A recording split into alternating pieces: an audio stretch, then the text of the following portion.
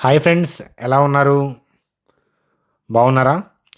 చూడండి friends, stock మార్కెట్లోకి అంటే మన ఇండియన్ స్టాక్ మార్కెట్లోకి ఎఫ్ఐఐ బాబాయిలు వచ్చేసారా? వచ్చేస్తున్నారా? రాకపోతే నష్టపోయేది వాళ్ళే. సో ఈ వీడియో చూస్తే మనం ఎఫ్ఐఐ కాళ్ళు కడిగి వాళ్ళ నెత్తినే ఆ నీళ్లు పోస్తాం, అందులో డౌటే లేదు. సో వీడియోలోకి వెళ్దాం. అలాగే ఈ ఫార్మా కంపెనీ తురుపు మొక్క అదేంటో చూద్దాం. అలాగే టీసీఎస్కి సంబంధించిన స్టడీ లెవెల్స్, ఆర్వీఎన్ఎల్కి సంబంధించిన స్టడీ లెవెల్స్ ఇత్యాది విషయాలు చూద్దాం. అలాగే న్యూజెన్ సాఫ్ట్వేర్కి సంబంధించిన బిజినెస్ మోడల్ డేటా చూద్దాం. మరి ఇండస్ఐండి బ్యాంక్ ఆర్బీఐ ఇచ్చిన పాజిటివ్ న్యూస్ అప్డేట్తో ఇండస్ఐండి బ్యాంక్లో మార్పు ఏదైనా వస్తుందా లేదా, సో ఇత్యాది విషయాలు చూద్దాం. బ్యాంక్ నిఫ్టీ యొక్క కథాగమనంతో వీడియోని సింపుల్గా ఎండ్ చేసేద్దాం. చూడండి ఫ్రెండ్స్, వీడియోలోకి వెళ్ళే ముందు మన ఛానల్ వీడియోని లైక్ చేయడం అనేది మన జన్మ హక్కు, కాబట్టి వీడియోని లైక్ చేసి కంటిన్యూ చేద్దాం. సో కొత్త వాళ్ళైతే నేను సబ్స్క్రైబ్ చేయమని నేను చెప్పను, ఎందుకంటే ఒక 2-3 వీడియోస్ మన ఛానల్లో కనుక చూస్తే నచ్చి మీ అంతటా మీరే సబ్స్క్రైబ్ చేస్తారు. సో గ్యాప్తో వీడియోస్ చేస్తూ ఉన్నాము, నా హెల్త్ రీజన్స్ వల్ల అని మీకు చెప్పాను, థ్రోట్ వల్ల అని, ప్రాబ్లం వల్ల. అయితే ఏంటంటే గ్యాప్తో చేస్తూ ఉన్నాను కాబట్టి మీరు ప్రతిసారి నేను ఎప్పుడైతే వీడియో చేస్తానో అప్పుడు ఖచ్చితంగా వీడియోని షేర్ చేసి తర్వాత లైక్ చేయండి అని చెప్తాను. చూడండి ఫ్రెండ్స్, నేను వీడియో చేసేటప్పుడు టైం అనేది 6:14 అయింది. హోప్ఫుల్లీ మీరు ఏంటంటే 7 PM తర్వాత మీరు చూస్తూ ఉండుంటారు, ఎప్పుడన్నా కానీ మీ ఫ్లెక్సిబిలిటీ. అయితే ఇవాళ క్యాండిల్ యొక్క కదలిక బోటమింగ్ ప్రాసెస్ లాగా కనిపించింది. సో బోటమ్ అవుట్ అయిందని నువ్వు అన్నావు, నేను సిఈ తీసుకున్నాను, లేకపోతే పి సెల్ కొట్టాను, ఇట్లా అనొద్దు, అర్థమవుతుందా? అట్లాంటివి చేస్తే పోతారనేది మీ అందరికీ తెలుసు, నేనేం కొత్తగా చెప్పాల్సిన అవసరం లేదు. మీ ఎక్స్పీరియన్స్కి మించిన ఎక్స్పీరియన్స్ ఏది ఉండదు లైఫ్లో, గుర్తుపెట్టుకోండి. బోటమింగ్ ప్రాసెస్ జరుగుతున్నప్పుడు వోల్టాలిటీ ఉంటుంది. బోటమింగ్ అని ఎలా చెప్తావు, ఆ ప్రాసెస్ అని ఎలా చెప్తావు అని అంటే, చూడండి సార్, బోటమింగ్ ప్రాసెస్ పాసిబిలిటీస్ 80% ఉన్నాయి. 20% ఎఫ్ఐఐసి హెవీగా సెల్ ఆఫ్ చేస్తే వాళ్ళు బలవంతులు కాబట్టి, మన మార్కెట్లో వాళ్ళ వాటా ఎక్కువ కాబట్టి ఆ 20% పాసిబిలిటీ వాళ్ళకి వదిలేద్దాం. కానీ బోటమింగ్ అయ్యే ప్రాసెస్ అది ఇక్కడి నుంచి అవుతుందా లేదా ఈ రీసెంట్లోకి వస్తుందా, సో అది మనం చూడాలంటే ఒక 2 సెషన్స్ మనం ఖచ్చితంగా అబ్జర్వ్ చేయాలి. కానీ వాళ్ళ పడ్డ కదలిక అనేది బోటమింగ్ ప్రాసెస్ అనేది క్లియర్ కట్. చూడండి సార్, మీరు భయపడే వాళ్ళు మ్యాక్రో ఎకానమిక్స్ చూడండి. మనం చూడాల్సింది చూడండి సార్, పీపుల్ ఫీర్ అంతా ఎక్కడ ఉంటుందంటే కోవిడ్ టైంలో 6 monthsలోనే రికవర్ అయింది పడి, కానీ ఇది అలా లేదు, కంటిన్యూగా 5 months సెల్ కొడుతున్నారు, ఇది మునుపుడు ఫాల్ లాగా లేదు, ఇట్లాంటివి చూస్తూ ఉంటారు. 22లో 15% పైకి పడి రికవర్ అయ్యింది తొందరగానే, ఇది అలా లేదు, 2008లో రెషన్ లాగా అనిపిస్తుంది, ఇట్లాంటివి మాట్లాడుతుంటారు సోషల్ మీడియాలో, న్యూస్ ఛానల్స్లో మీరు చూస్తూ ఉంటారు. ఎస్పెషల్లీ నేను కామెంట్స్లో చూస్తూ ఉంటాను. చూడండి సార్, స్టాక్ మార్కెట్కి రూల్ లేదు, వేరే ఫాల్తో ఈ ఫాల్ని పోల్చొద్దు. ప్రతిదీ కూడా ప్రతి డే స్టాక్ మార్కెట్కి unique. So each and every season అనేది యూనిక్, ఒకేలాగా బిహేవ్ చేయాలని రూల్ అనేది లేదు. సో ఈ రీసెంట్ ఫాల్ మనం చూస్తే Q2లో ఎర్నింగ్లో కోత, స్తబ్దుగా ఉంటాం. అలాగే Q3 కోసం వెయిట్ చేశారు ఫాల్ తర్వాత కొద్దిగా, కానీ Q3లో కూడా అలాగే ఉండటం వల్ల మనకి మళ్ళీ ఏంటంటే కాస్త రికవరీ వచ్చినట్టు వచ్చి మళ్ళీ పడిపోవడం అనేది జరిగింది. చాలా మందకొడిగా పడింది.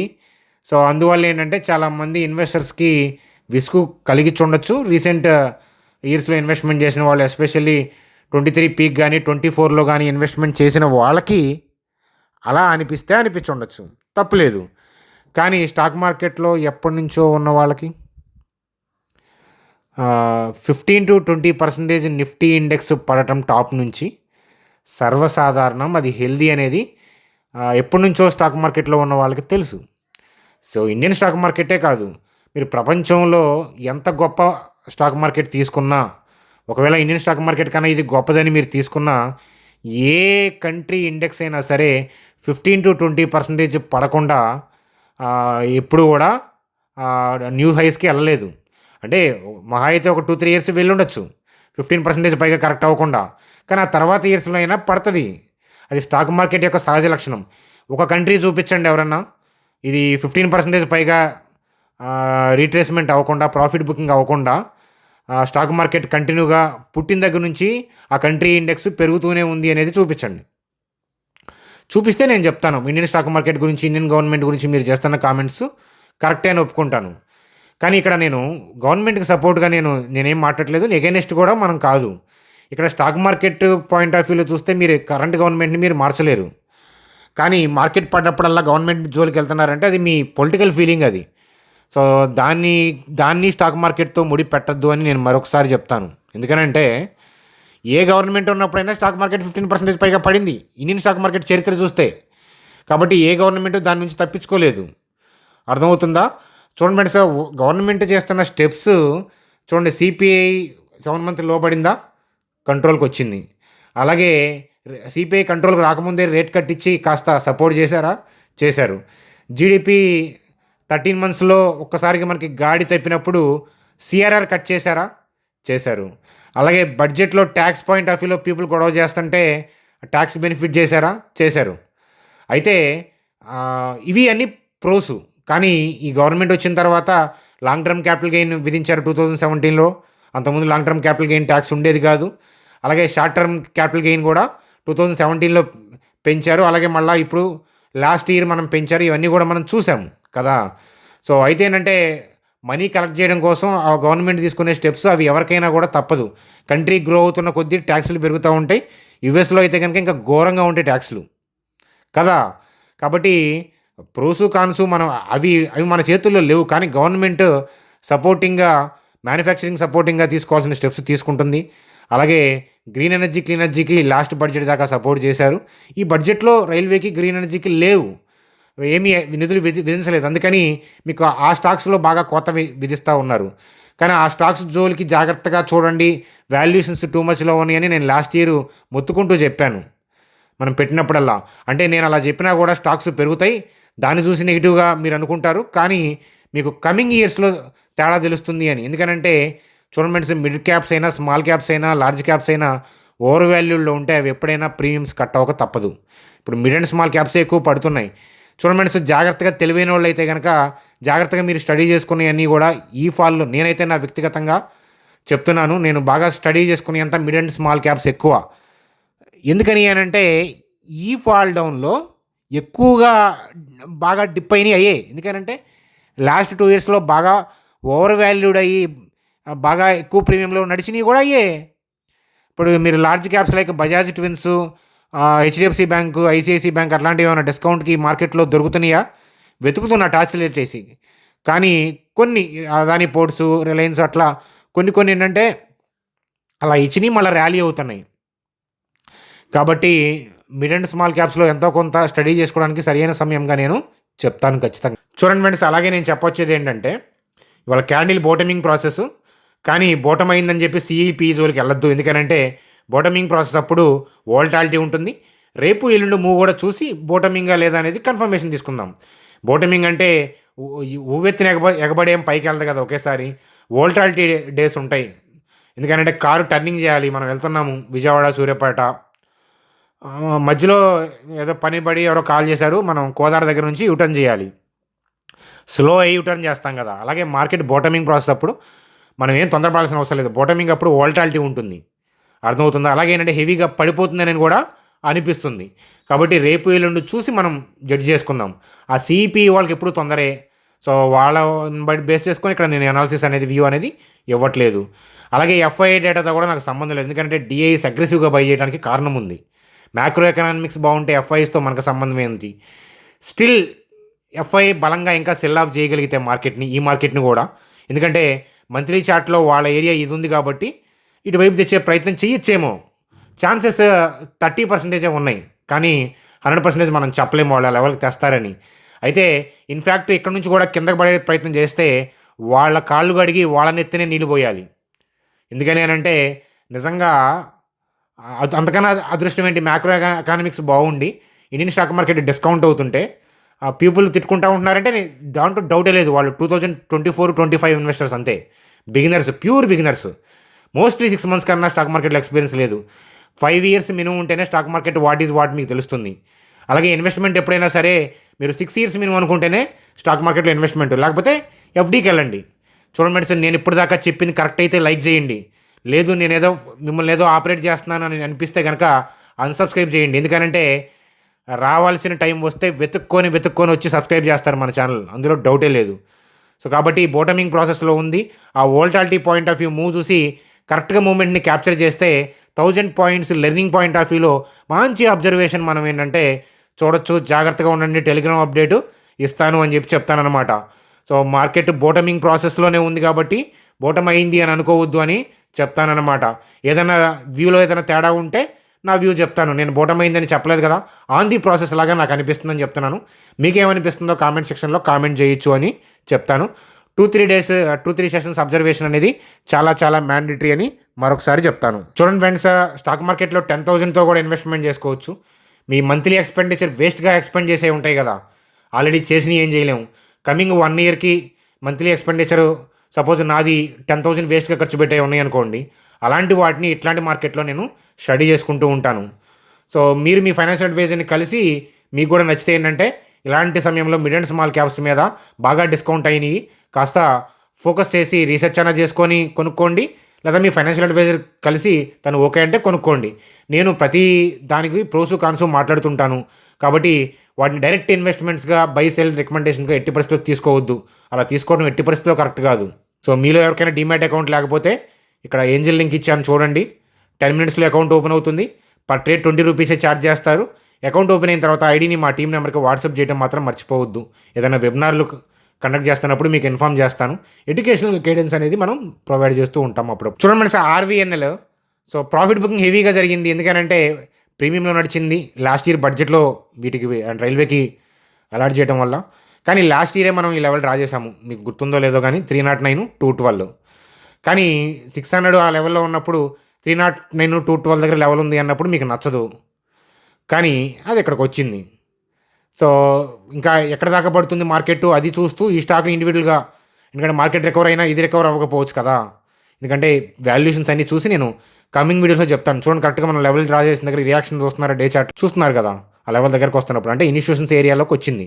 కానీ వాళ్ళ వ్యూ ఏంటి అనేది వ్యాలిడేట్ చేయాల్సి వస్తుంది అనమాట. ఈ లెవెల్లోకి వచ్చినప్పుడు వాళ్ళు ఎక్కడి నుంచి పాజిటివ్గా ఉన్నారా లేదా ఈ లెవెల్ని బ్రేక్ చేస్తారా లేదా అనేది మనం చూడాలన్నమాట. ఎందుకంటే ఈ సంవత్సరం బడ్జెట్లో లేదు కదా, అందువల్ల ఏంటంటే అంత ఎక్కువ మక్కువ చూపించకపోవచ్చు వాళ్ళు.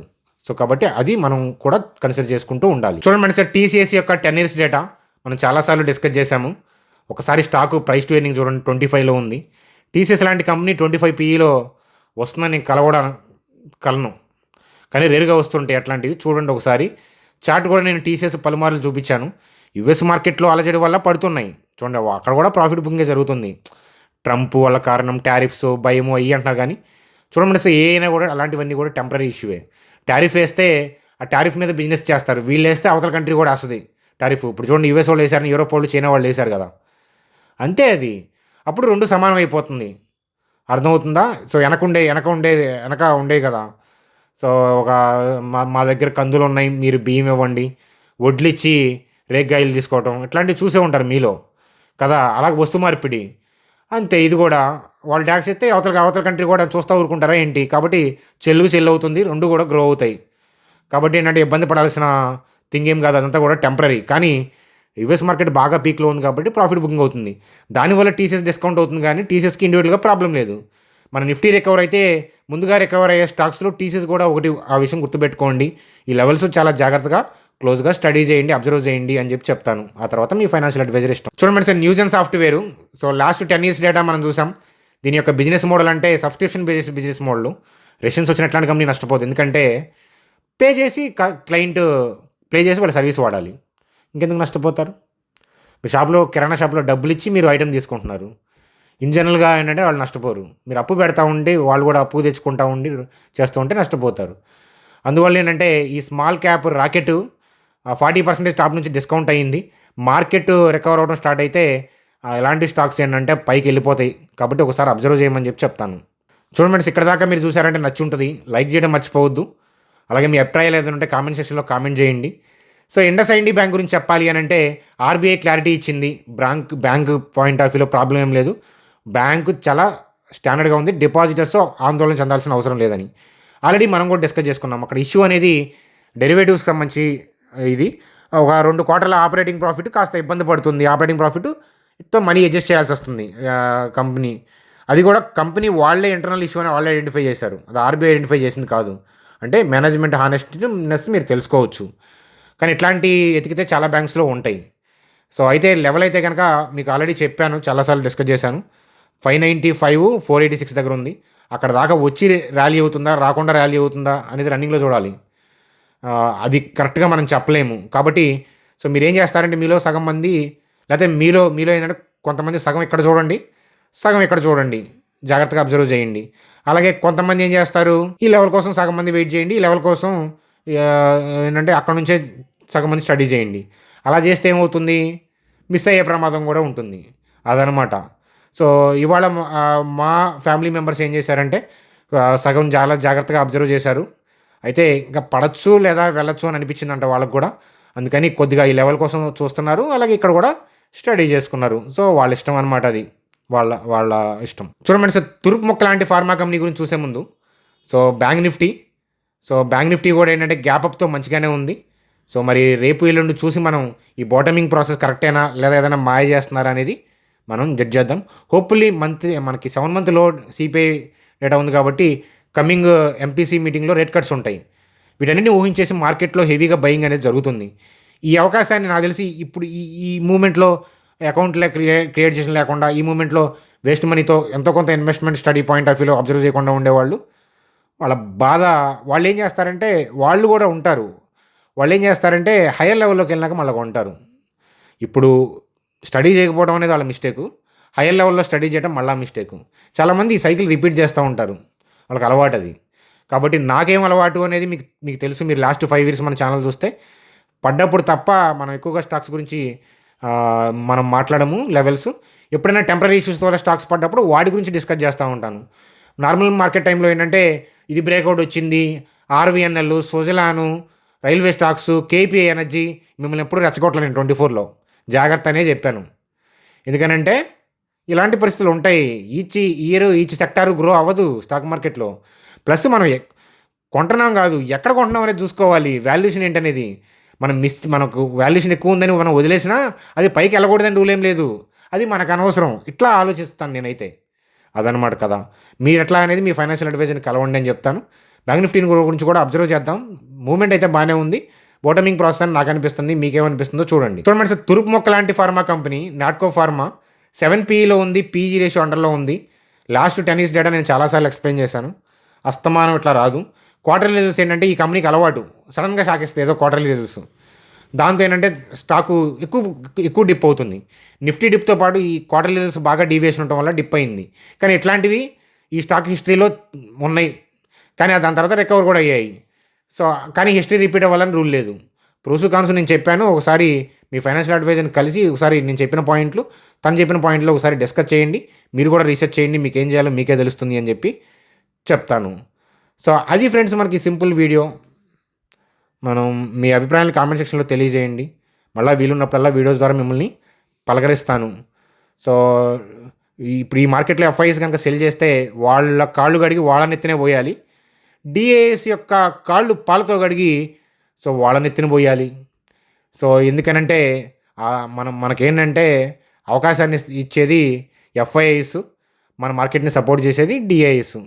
అదనమాట ఇష్యూ. మ్యాక్రో ఎకానమిక్స్తో చూస్తాను నేను. ఎఫ్ఐ డిఐ ఇద్దరు కొనకపోయినా కూడా నేను వెళ్తాను మార్కెట్లోకి. ఎందుకనంటే వాళ్ళతో మనకేం సంబంధం. ఏ కంట్రీ అయినా చూసారా మీరు ఎప్పుడు చరిత్రలో థింగ్స్ అన్నీ బాగుండి ఎర్నింగ్ బాగుండి థింగ్స్ అన్నీ బాగుంటే ఆ కంట్రీ స్టాక్ మార్కెట్ పెరగకుండా ఉన్నది ఏదైనా చూసారా మీరు? చూడలేరు. కానీ ఆ ఎర్నింగ్ బాగుండి మన కళ్ళకు కనిపించేటప్పటికి స్టాక్స్ ప్రైస్ పెరిగిపోతాయి. సిపిఐ డేటా కంట్రోల్కి వస్తే ఆర్బీఐ రేట్ కట్స్ ఉంటాయి. అలాగే బడ్జెట్ సపోర్ట్ ఉంది కదా, దాని ఇంపాక్ట్ నెక్స్ట్ 2 quartersలో కనిపిస్తుంది. అది అవన్నీ జరిగేటప్పటికి మార్కెట్ పైకి వెళ్ళే ముందనుకోండి ఏం చేస్తారు మరి? వెళ్ళకపోతే అందుకనే ఇక స్టాక్ మార్కెట్ అనేది 6 years అని మినిమం. 6 years మినిమం అనేది ఎందుకంటే stock market every year return కావాలంటే ఎఫ్డీకి వెళ్ళాలి. ఎంఎఫ్ అయినా అంటే మ్యూచువల్ ఫండ్స్ అయినా స్టాక్ మార్కెట్ అయినా ఈక్విటీ అయినా ఎప్పుడైనా కూడా 6 years మినిమం. అలా కాకుండా నేను ఇన్వెస్ట్మెంట్ చేస్తాను, 6 monthsకి ఇన్వెస్ట్మెంట్ చేస్తాను, 1 yearకి ఇన్వెస్ట్మెంట్ చేస్తే దాన్ని ఇన్వెస్ట్మెంట్ అనరు, షార్ట్ టర్మ్ ట్రేడింగ్ అంటారు. అది మీ ఇష్టం, అది వేరే. ఇన్వెస్ట్మెంట్ అంటే 6 years to 10 years మినిమం ఉండేది. దాని రిటర్న్స్, దాని అడ్వాంటేజ్, దాని కథ వేరే ఉంటుంది. చూడండి ఫ్రెండ్స్, మీలో ఐటీ పీపుల్ చాలామంది ఉంటారు. ఈఎంఐలు కట్టుకుంటూ ఉండుంటారు. సో మీకు 2 lakhs శాలరీ ఉన్నా కూడా మీరు ఇన్సెక్యూర్గానే ఉండుంటారు. కానీ స్టాక్ మార్కెట్లో మీరు ఎవ్రీ మంత్ చక్కగా ఏంటంటే వేస్ట్ ఎక్స్పెన్సెస్తో మీరు ఇన్వెస్ట్మెంట్ చేసుకుంటూ వెళ్తే నేను ఖచ్చితంగా చెప్పగలుగుతాను, కమింగ్ 5 to 10 yearsలో జాబ్ ఉంటే ఏంటి, లేకపోతే ఏంటి అనే దానికి ఎదుగుతారు. ఆప్షన్ ట్రేడింగ్ చేశారంటే మీరు ఇప్పుడు కట్టే ఈఎంఐకి 3 times ఎక్కువ కడతారు. మళ్ళీ పర్సనల్ లోన్లు తీసుకుంటారు. అది వ్యసన పరులను చేస్తుంది. నేను ఎప్పుడు కూడా వ్యక్తిగతంగా వాటికి అగైనెస్టే, ఎప్పుడు అగైనెస్టే. ఎందుకంటే నాలాగే నా సబ్స్క్రైబర్లు ఉండాలని, వాళ్ళు కూడా నా అంత కాన్ఫిడెంట్గా ఉండాలి, ఎదగాలనే కోరుకుంటా. అంతే కదా అది. కాకపోతే దానివల్ల ఎక్కువ మంది సబ్స్క్రైబర్స్ రాకపోవచ్చు. ఎందుకంటే టెంపరీ బెనిఫిట్స్కి ఆప్షన్ స్ట్రాటజీలకి ఎక్కువ అట్రాక్ట్ అవుతారని అది నాకు కూడా తెలుసు. కానీ మన సబ్స్క్రైబర్స్ నష్టపోతే నేను వ్యక్తిగతంగా నష్టపోయినట్లే కదా.